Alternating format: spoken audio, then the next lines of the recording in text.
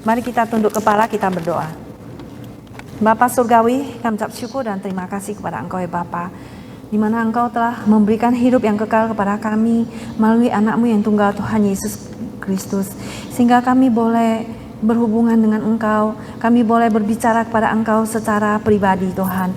Kami boleh datang kepada Engkau Tuhan, pribadi lepas pribadi Tuhan, dalam persekutuan kami yang erat dengan Engkau, yang intim denganmu ya Bapa, sehingga kami boleh memanggil kami Engkau Bapa dan kami sebagai anak-anak-Mu ya Tuhan.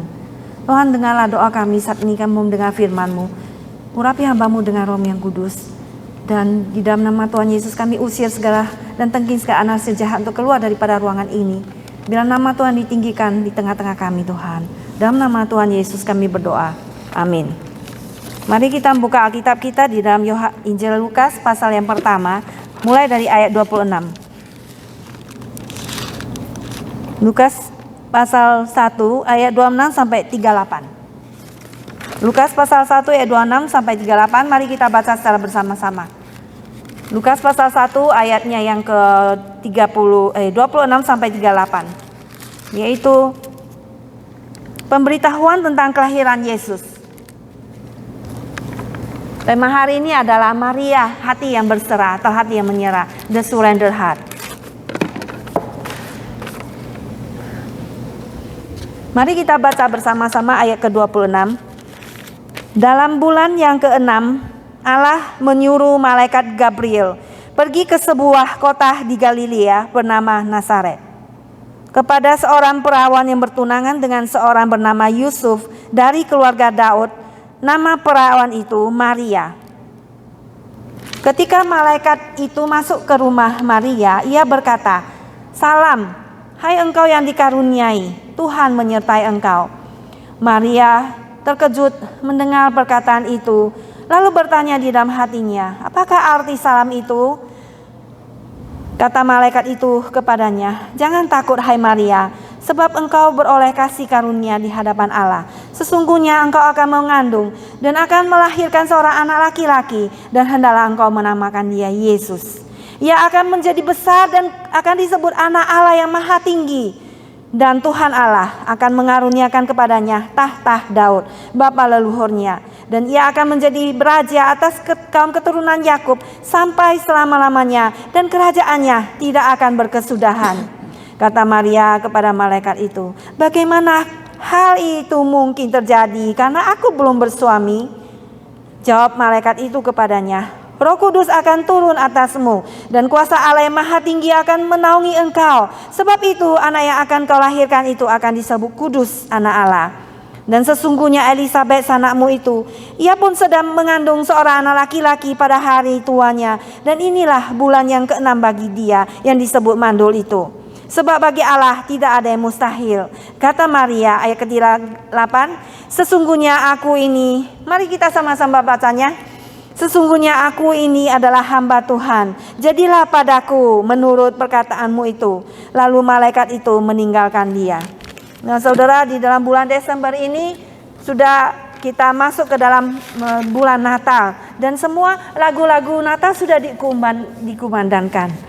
Ya, nyanyinya adalah "It's a beginning to looks a lot like Christmas everywhere you go." Jadi semua sudah kelihatan semakin dekat kepada Natal. Di mana engkau pergi sudah ada pohon-pohon Natal dihiasi, dan semua begitu indahnya kita melihat. Dan semua kita senang sekali saudara. Jadi bagaimana kita menyambut Natal ini saudara? Bagaimanakah pada mula-mulanya Maria menyambut kelahiran daripada Yesus Kristus itu, di mana pada bulan ke-6 dikatakan Allah menyuruh malaikat Gabriel pergi ke sebuah kota di Galilea bernama Nazaret, kepada seorang perawan yang bertunangan dengan seorang bernama Yusuf dari keluarga Daud. Nama perawan itu Maria. Dan ketika malaikat itu masuk ke rumah Maria berkata, "Salam, hai engkau yang dikaruniai, Tuhan menyertai engkau." Nah, bagaimanakah sikap daripada Maria menyambut kelahiran daripada Yesus? Yaitu Maria mempunyai hati yang berserah kepada Tuhan. Dia mempunyai sikap hati yang menyerah kepada kehendak Tuhan. Di mana pertama kita melihat bahwa Maria itu tidak sombong. Dia bisa menggenapi nubuatan dalam Alkitab yang terdapat di dalam Perjanjian Lama, yang dalam Yesaya 7 ayat 14 ayat 2, Yesaya 7 ayat 14 ya. Saudara, saya bacakan untuk kita semua Yesaya 7 ayat 14. Yaitu dikatakan di sini bahwasannya, sebab itu Tuhan sendirilah yang akan memberikan kepadamu suatu pertanda. Sesungguhnya seorang perempuan muda mengandung dan akan melahirkan seorang anak laki-laki, dan ia akan menamakan dia Immanuel. Ya, artinya Allah beserta dengan kita, Immanuel. Saudara sekalian, jikalau engkau termasuk di dalam penggenapan nubuatan di dalam Alkitab, apakah engkau tercobai untuk menjadi sombong sedikit mengenai hal itu? Kita melihat bahwa Maria mungkin bisa saja dia tanya kepada teman-temannya, pergi kepada saudaranya dan berkata, "Hei, apakah engkau tahu apa yang tertulis di dalam Yesaya 7:14? Apakah engkau telah check it out? Engkau telah memeriksanya sekarang ini? Apakah engkau tahu, ya, mengetahui bagian yang berkata bahwa seorang darah itu akan mengandung seorang anak?" Maka semua mata akan memandang dia dan semuanya akan melihat dia dan semua kagum kepada dia, bukan? Tetapi Maria itu tidak melakukan sesuatu kesombongan seperti itu. Dia menjadi heran, ya, bahkan dia menjadi terkejut bahwa Allah telah memilih dia untuk menjadi seorang yang mengandung Mesias. Nah, demikianlah kita melihat, saudara sekalian, bahwa anaknya itu yang dia lahir itu adalah berasal dari Allah. Dia itu yaitu dari keturunan Daud, yaitu menunjukkan kepada Yusuf sebagai anak angkatnya itu. Ya, Yusuf itu bapaknya sebagai anak angkatnya karena dia bukan lahir dari dari darahnya Yusuf, tapi dia Yesus itu lahir daripada naungan Roh Kudus. Ya, jadi bukan dari persetubuhan antara laki-laki dan perempuan. Yesus itu adalah anak Allah. Yesus adalah sah seorang keturunan Daud, tetapi dia juga adalah anak Allah, ya, dari garis keturunan Daud. Tetapi dia lahir daripada Roh Kudus. Dan dikatakan oleh malaikat masuk ke rumah Maria, "Hai, salam Maria, engkau adalah seorang yang dikaruniai, seorang yang diberikan anugerah." Yaitu artinya bahwa Allah secara rohani memilih Maria untuk menjadi ibu Yesus. Jadi dia dikaruniai, dia itu diberikan kasih karunia, dia diberikan anugerah, diberikan sesuatu hak yang istimewa untuk mengandung bayi Yesus. Jadi Maria itu, ya, dia bukan menjadi sombong, tetapi dia mengatakan, "Siapa aku ini, ya?" Dia menjadi kaget, ya, karena dia akan mengandung Yesus yang disebut namanya Yesus atau bahasa Ibrani adalah Yosua, yang berarti juru selamat. Karena dialah akan menyelamatkan umatnya daripada dosa mereka, ya kan? Dalam Matius pasal 1 kemarin pernah kita sudah pelajari. Kemudian ayat ke-32 dan 33 dikatakan gambaran yang diberikan berdasarkan dalam bahan Perjanjian Lama dan menggambarkan akan makna Yesus sebagai Mesias Yahudi atau raja yang diurapi dalam garis keturunan Daud yang akan memerintahkan atas suatu kerajaan abadi, yaitu kerajaan daripada Daud, yaitu Yesus itu Mesias itu yang diurapi sebagai raja yang memerintah kerajaan Daud sampai selama-lamanya yang tidak berkesudahan, yaitu Yesus, ya, karena dia bersifat ilahi dan dia bersifat juga manusiawi. Jadi Yesus mempunyai dua natur dalam satu pribadi, natur Allah dan natur manusia. karena dia berasal daripada keturunan daripada perempuan, yaitu Maria. Yaitu kalau kita melihat di dalam Kejadian pasal 3 ayat 15 bahwa keturunan daripada perempuan itu akan mematahkan daripada kepala daripada ular itu, yaitu keturunan daripada perempuan, yaitu Yesus. Dialah yang akan mematahkan kepala daripada ular, dan dialah menjadi juru selamat manusia dan akan membebaskan kita daripada belenggu dosa. Nah, saudara sekalian, bagaimanakah sikap daripada Maria? Dia sangat terkejut ya. Dia mengatakan, bagaimana mungkin hal ini terjadi? Karena dia akan mengandung sesuatu tugas yang begitu besar, yaitu mengandung Yesus yang telah dinubuatkan dalam perjanjian lama, yaitu akan melahirkan juru selamat yang disebut Yesus itu. Saudara, di dalam hidup kita, kalau kita bisa melayani Tuhan, itu adalah anugerah yang diberikan Tuhan kepada kita. Ada suatu kesempatan yang tidak bisa kita beli dengan uang, karena kesempatan itu bisa berlalu. Maka sebelum kesempatan itu berlalu, kita cepat-cepat tangkap kesempatan itu untuk melayani Tuhan. Karena waktu itu akan segera berlalu. Pada waktu kita sudah tua, kita sudah tidak bisa berjalan, kita nggak bisa lagi melayani Tuhan. Pada waktu kita sakit, pada waktu kita manusia kena stroke misalnya, dia sudah susah untuk melayani Tuhan. Maka sebelum kita sakit, kita cepat-cepatlah kita melayani Tuhan seperti Maria. Tapi dia tidak menjadi sombong, saudara. Maria penuh dengan ketakutan melihat semuanya itu, melihat malaikat yang datang kepadanya. Dia terkejut, yang mengatakan, "Hai engkau yang dikaruniai." Ya, Maria dikaruniai oleh Allah, sebab dia akan melahirkan seorang anak laki-laki yang adalah Mesias itu, yaitu yang dijanjikan itu, yang diurapi menjadi raja, menjadi nabi dan imam. Raja yang bersifat kekal, yang kita sembah itu, ya, yang disembah oleh para majus, ya, memberikan emas, kemenyan dan mur yang sangat mahal harganya itu, ya. Makanya dikatakan, mari menyembah Dia, mari menyembah Dia, mari menyembah Yesus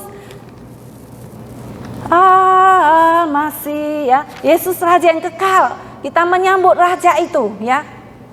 Menyembah Dia, ada berapa menyembahnya? 3 kali, ya. Menyembah Yesus, ya, Allah Tritunggal kita menyembah Dia. Makanya kita melayani Tuhan, ya. Maria tidak menjadi sombong, bisa dipakai untuk menjadi ibu daripada Mesias. Demikianlah saudara dalam hidup kita. Jikalau Tuhan itu telah memilih kita untuk melayani Tuhan, maka kita tidak berani untuk menjadi sombong. Karena kita bisa bernafas pun itu adalah anugerah Tuhan.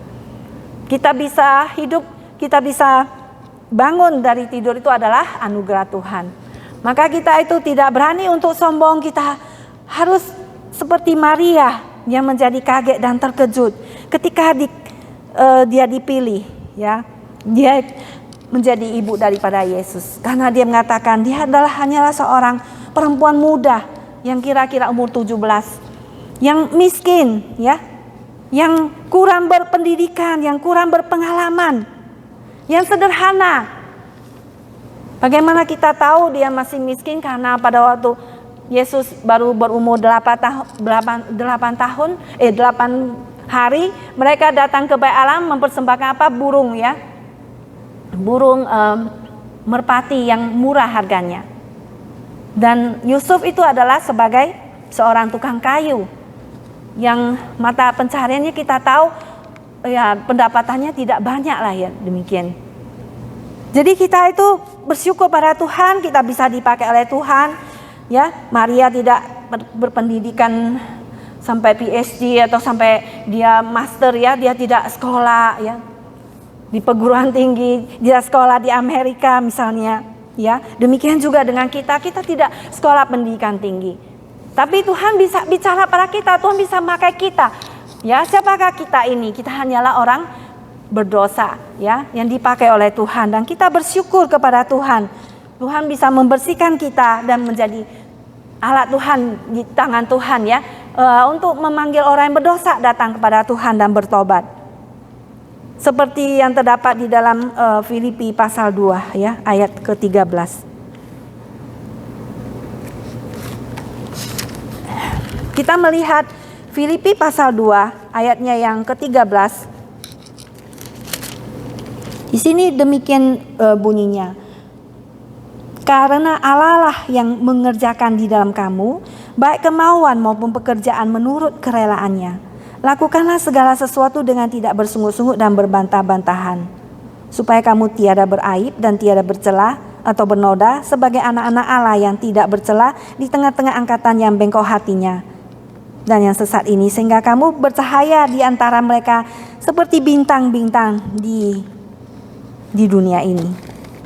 Nah saudara, kalau kita bisa ya melakukan itu adalah karena Tuhanlah yang menolong kita untuk bisa kita percaya kepada Tuhan juga.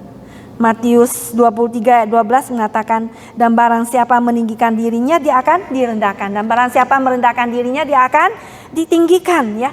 Seperti kita melihat ya pada kejadian pertama, Hawa ingin seperti Allah, dan akhirnya apa yang terjadi?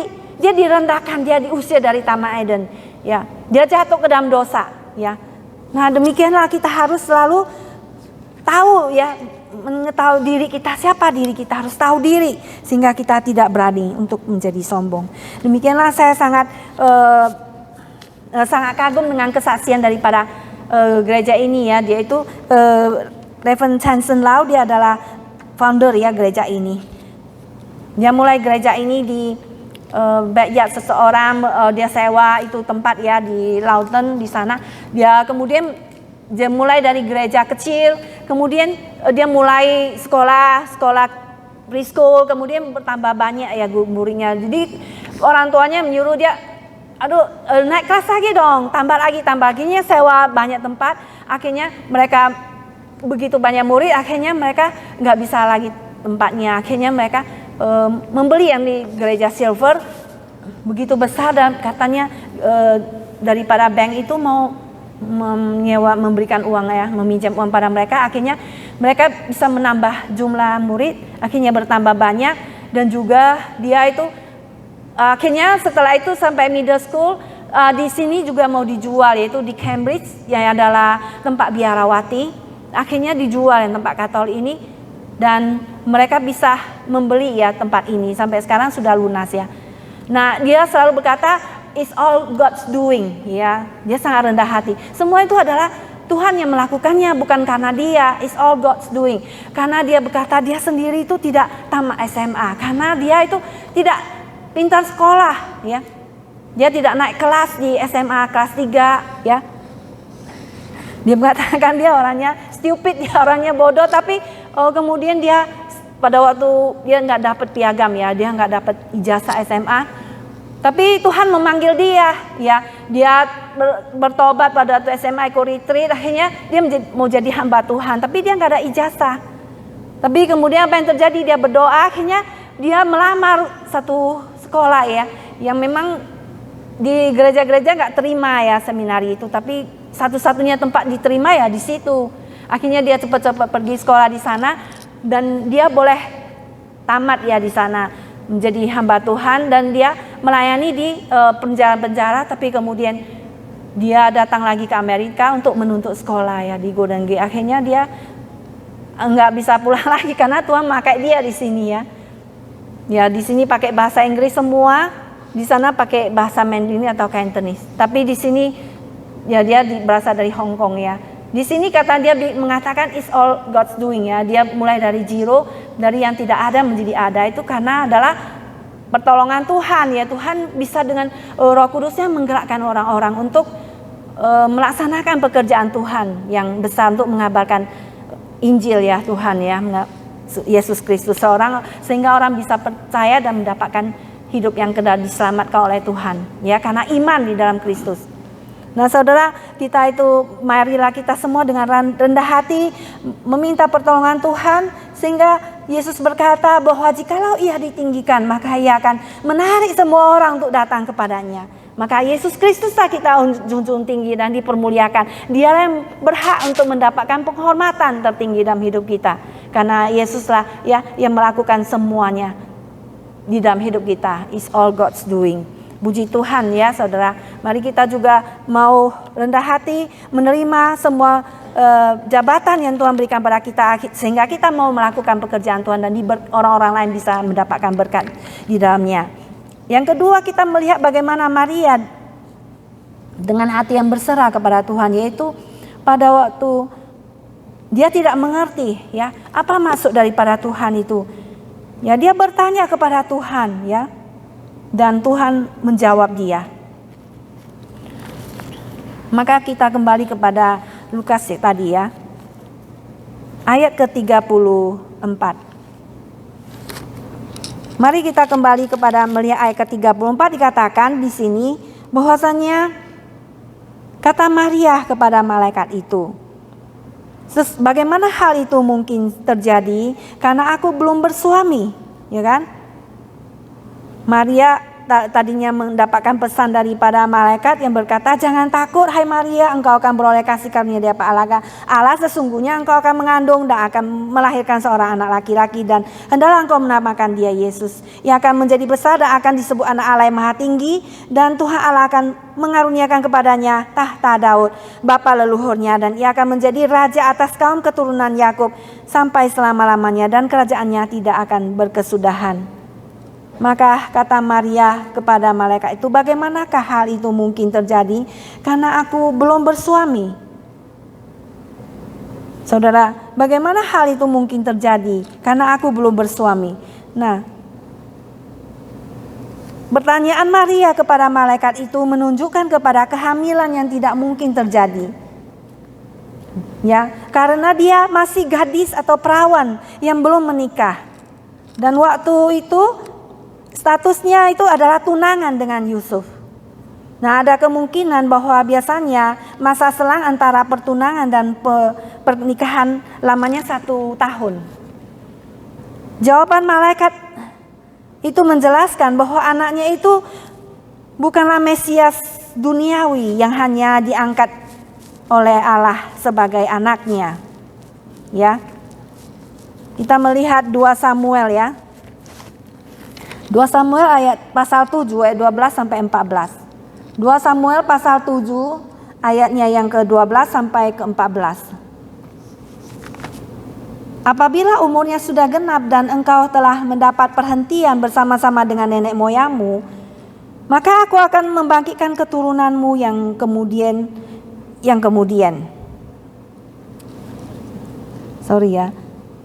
Maka aku akan membangkitkan keturunanmu yang kemudian, anak kandungmu, dan aku akan mengokohkan kerajaannya. Dialah yang akan mendirikan rumah bagi namaku, dan aku akan mengokohkan tahta kerajaannya untuk selama-lamanya. Aku akan menjadi bapaknya dan ia akan menjadi anakku. Apabila ia melakukan kesalahan, maka aku akan menghukum dia dengan rotan yang dipakai orang dan dengan pukulan yang diberikan anak-anak manusia. Nah, ini bahwasannya dari garis keturunan Daud akan bangkit seorang yang bertahta di atas kerajaan Daud, ya, di atas tahta Daud sampai selama-lamanya, ya. Kerajaannya itu tidak akan berkesudahan sampai selama-lamanya. Nah, itu nubuatan ya. Tapi di sini katakan bukan hanya sebagai anak sebagai orang biasa ya, tapi betul-betul dan sungguh-sungguh anak Allah ya. Kelahirannya akan dikarenakan oleh kuat kuasa Roh Kudus yang turun atas Maria, sehingga anaknya itu adalah kudus, yakni ilahi ya. Jadi kandungan daripada Maria itu dinaungi oleh Roh Kudus, sehingga anak yang dikandung Maria itu disebut apa? Sang Kudus. Yesus itu kudus, tidak pernah berdosa. Dia tidak pernah melakukan kesalahan, sehingga dia pernah menantang Pilatus dan juga orang-orang Yahudi. Ya, siapa yang bisa menunjukkan kesalahanku? Siapa yang bisa menunjukkan dosaku? Tidak ada yang bisa menunjukkan kesalahan Yesus, karena Yesus itu adalah kudus, Sang Kudus itu sendiri yang bersifat ilahi. Yesus itu adalah ilahi ya. yang kudus. Yesus itu dilahirkan tanpa dosa yang masuk ke dalam dunia melalui Adam, ya. Yesus dilahirkan suci tanpa dosa dan dia taat kepada Allah dan dapat menerima konsekuensi dari dosa kita, menggantikan kita dan membuat kita dapat diterima Allah. Karena Yesus tanpa dosa, maka dia bisa menggantikan hukuman dosa kita. Sehingga dia yang tidak berdosa, Yesus tidak berdosa ini bisa dibuat menjadi dosa karena kita ini orang-orang berdosa. Jadi kematian Yesus itu kematian bersifat menggantikan hukuman dosa kita. Sehingga kita bisa diselamatkan oleh Yesus.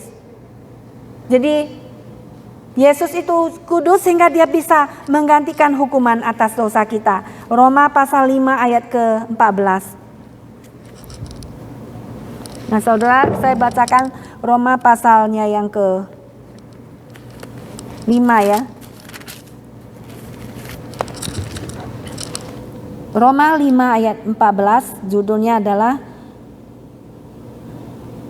sesungguh pun demikian maut telah berkuasa dari zaman Adam sampai kepada zaman Musa juga atas mereka yang tidak berbuat dosa dengan cara yang sama seperti yang telah dibuat oleh Adam, yang adalah gambaran dia yang akan datang.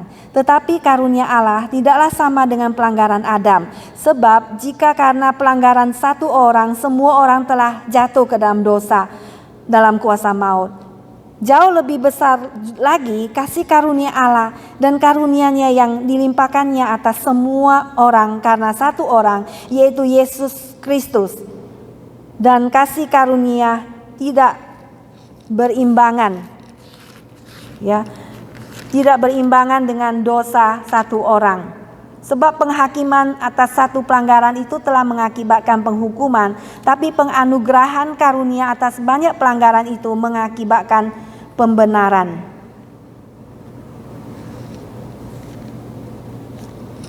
Sampai 18. Sebab jika oleh dosa satu orang maut telah berkuasa oleh satu orang itu, maka lebih benar lagi mereka yang telah menerima kelimpahan kasih karunia dan anugerah kebenaran akan hidup dan berkuasa oleh karena satu orang itu, yaitu Yesus Kristus.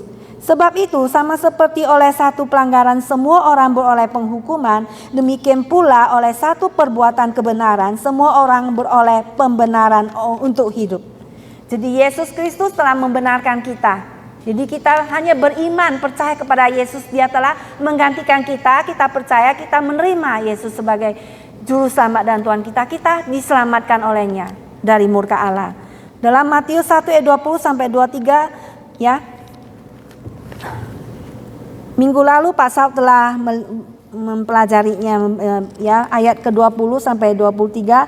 Tetapi ketika ia mempertimbangkan masuk itu, malaikat Tuhan nampak kepadanya dalam mimpi dan berkata, Yusuf anak Daud, janganlah engkau takut mengambil Maria sebagai istrimu, sebab anak yang di dalam kandungannya adalah dari Roh Kudus. Ia akan melahirkan anak laki-laki dan kau akan menamakan dia Yesus, karena dialah yang akan menyelamatkan umatnya dari dosa mereka. Jadi ini jelas sekali, ya.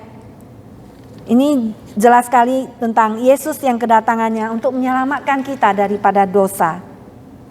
Untuk menguatkan perkataannya itu, kita melihat bahwa malaikat bicara tentang mujizat yang sudah dialami oleh Elizabeth, ya, dan Maria, ya. Elizabeth itu adalah family, ya, sanaknya itu dia sudah mengandung pada waktu itu, dia masih sudah tua, ya, tapi dia mengandung karena dia akan melahirkan Yohanes Pembaptis yang akan mempersiapkan jalan bagi Yesus.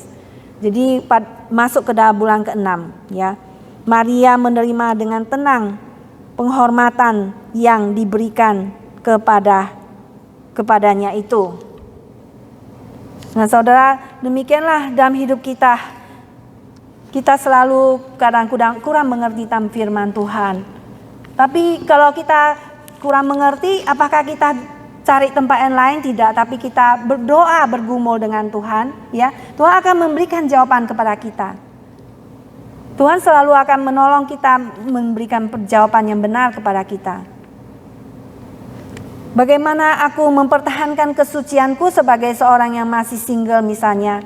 Bagaimana aku itu bisa, Ya, bagaimana aku ini bisa hidup kudus di hadapan Tuhan, hidup saleh ya di dalam hidupku selama ini? Kita selalu bertanya, bagaimana saya sebagai seorang yang sudah menikah bisa tetap setia kepada pasangan saya? Bagaimana saya bisa tetap jujur dalam pekerjaan dan tetap tidak kompromi dengan yang bertentangan dengan kebenaran, dengan ya tidak kompromi dengan dosa? Ya, jawabannya adalah jawaban malaikat Gabriel kepada Maria, yaitu juga sama dengan kita. Bagi Allah tidak ada yang mustahil. Kita mencari pada Tuhan bahwa Allah akan menyempurnakan pekerjaannya yang Dia mulai sebelumnya dalam hidup kita, akan menyempurnakannya sampai selesai. Ya, melihat kerjanya bahwa Roh Kudus itu akan datang ke atas Maria. Ya, bahwasanya janji daripada Tuhan. Roh Kudus datang juga kepada kita. Bahwa Allah akan memberi kita kuasa untuk melakukan apa yang Dia panggil kita melakukannya. Kita tidak sanggup, Tuhan akan menyanggupkan kita. Ya, kalau kita tidak sanggup dalam pelayanan untuk berkorban, kita minta Tuhan memberikan kita kuasa daripada Roh Kudus untuk melakukannya. Maka Galatia 5:25 mengatakan, jikalau kita hidup oleh Roh, baiklah hidup kita juga dipimpin oleh Roh, yaitu Roh Kudus. Maka kita mau dipimpin oleh Roh Kudus Tuhan dalam hidup kita, yaitu di dalam seluruh kebenaran Tuhan, yaitu firman Tuhan akan menuntun kita ya di dalam seluruh hidup kita. Maka kita selalu rendah hati kepada Tuhan pada hal-hal yang kita tidak mengerti. Kita bertanya ya, bagaimana mungkin ya Tuhan? Maka Tuhan akan menjawab kita dengan pertolongan Roh Kudus ya. Kemudian yang ketiga ayat 38. Kata Maria, sesungguhnya aku ini hanyalah hamba Tuhan. Jadilah padaku menurut perkataanmu itu. Lalu malaikat itu meninggalkan dia. Demikianlah perempuan yang masih muda dan belum menikah, yang akan menjadi hamil, akan meresikokan suatu bencana atau disaster dalam hidupnya, bukan? Kecuali bapak dari anaknya itu ya akan setuju ya untuk menikahi dia. Misalnya orang yang seorang perempuan yang belum menikah tapi dia sudah hamil, bagaimana dia di tengah masyarakat? Dia akan merasa malu, bukan? Demikianlah yang diterima oleh Maria. Dia meresikukan hidupnya untuk mengambil pekerjaan ya, mengambil tugas yang diberikan oleh malaikat kepada dia untuk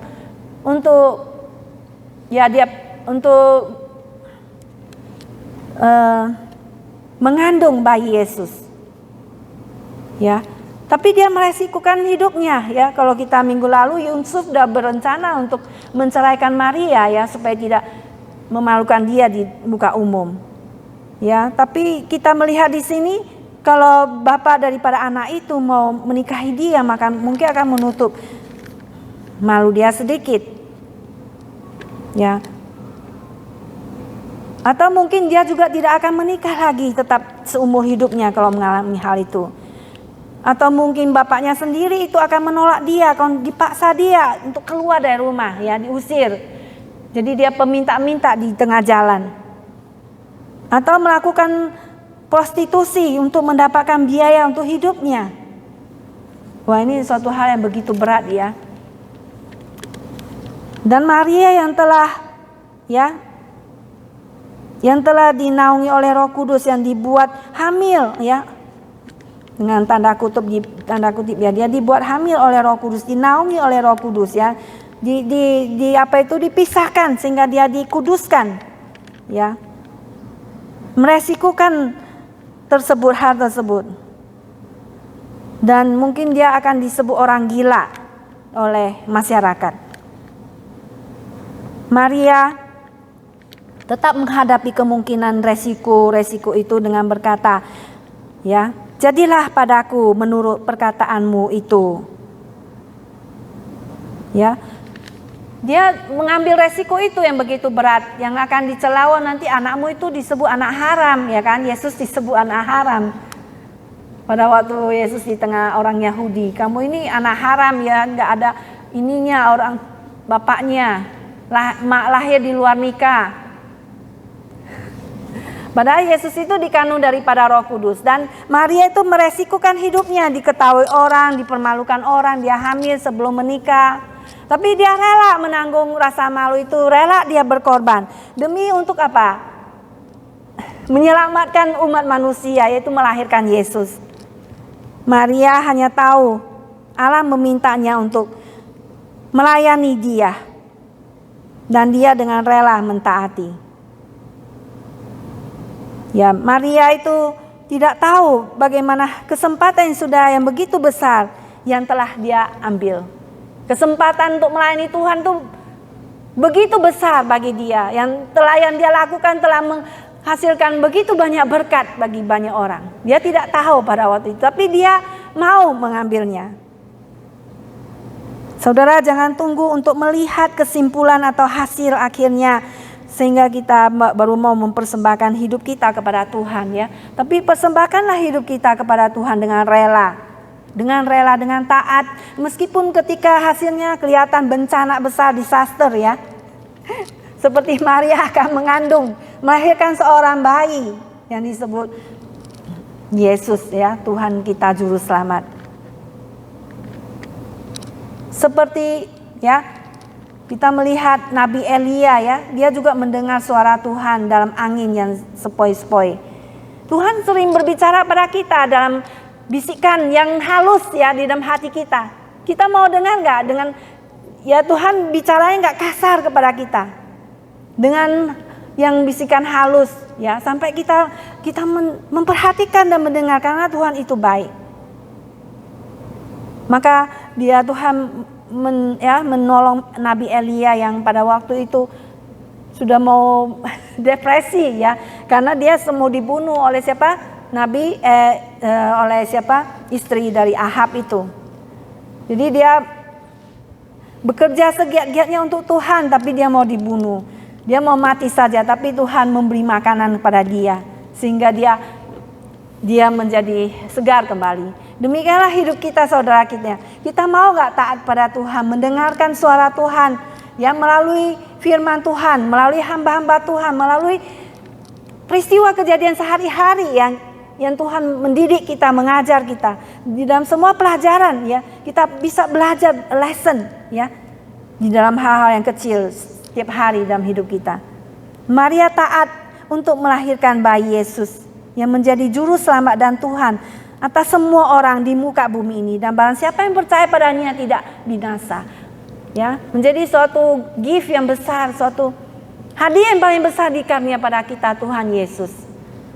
Sehingga pada waktu Maria, ya, pergi ke kandang Yesus yang datang dari surga turun ke dalam dunia ini, dia itu meninggalkan kemuliaan surga. Dia rela meninggalkan surga yang mulia, lahir di kandang domba yang bau.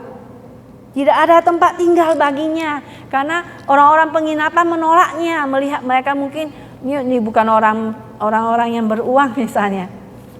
Jadi tapi dia ditolak, tetapi kita melihat Yesus ditolak, tapi Yesus bisa lahir di dalam hati kita masing-masing, menjadi Tuhan dan juru selamat kita. Maka di dalam diri kita semua adalah hamba Tuhan. Kita ini adalah hamba Tuhan, hamba. Kita ini adalah hamba Tuhan. Ketika kita berkorban bagi Tuhan, maka kita itu menjadi hamba Tuhan. Kita mendengar, kita taat, ya, kita rela taat seperti Maria.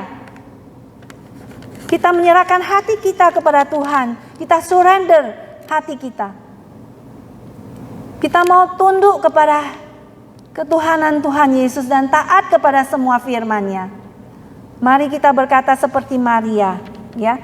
Meski hidup kita saat ini tidak mengerti apa kehendak Tuhan suruh kita melakukan, tapi biarlah kita taat seperti Maria yang berkata, ya, mari kita melihat ayat ke-38, mari kita baca bersama-sama.